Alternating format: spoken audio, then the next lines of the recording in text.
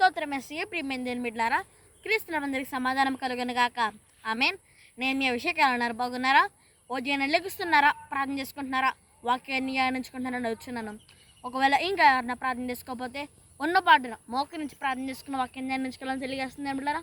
తద్వారా దేవుడు మీతో మాట్లాడి మిమ్మల్ని ఆశ్రయించి మిమ్మల్ని విశ్వాసతలను ఆత్మీయతలను మరింత బలపరుస్తారని తెలియజేస్తూ ప్రతిదినము దేవుని వాగ్దానం అనే ఈ ఆత్మీయ సకట కార్యక్రమంలో వాగ్దానం చదువుకుందాం. నేను చదువుతున్నాను. భయపడకము, పేరు పెట్టి నేను పిలిచిన్నాను, నువ్వు నా సొత్తు. యెషయా గ్రంథము 43:1 కనుక దేని బిడ్డలారా, ఈ వాక్యం అంటే ఏం తెలుసుకోవాలంటే, ఇక మనం చాలాసార్లు చాలా విషయాల గురించి మనం చాలా భయపడుతూ ఉంటాం. మనకున్న పరిస్థితులను బట్టి, మనకున్న శ్రమలను బట్టి, ఇబ్బందులను బట్టి మనం చాలాసార్లు భయపడుతూ ఉంటాం. ఇక్కడ దేవుని వాక్యం ఏం సెలవిస్తుందంటే, భయపడకము, పేరు పెట్టి నేను పిలిచిన.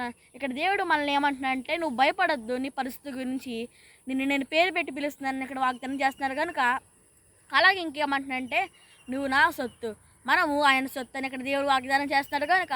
దీని మనం ఏ పరిస్థితిలో ఉన్నా, ఏ స్థితిలో ఉన్నా, ఎట్టి ఇబ్బందుల్లో ఉన్నా, శ్రమల్లో ఉన్నా కూడా మరి దేవుడు మనల్ని భయపడొద్దని పేరు పెట్టి మనం పిలుస్తున్నానని మన వాగ్దానం చేస్తున్నాడు కనుక మరి మనం ధైర్యంగా ఉండాలని తెలియజేస్తుంది ఏమిటారా. కనుక విశ్వాసం ఉంచండి, ధైర్యం తెచ్చుకోండి.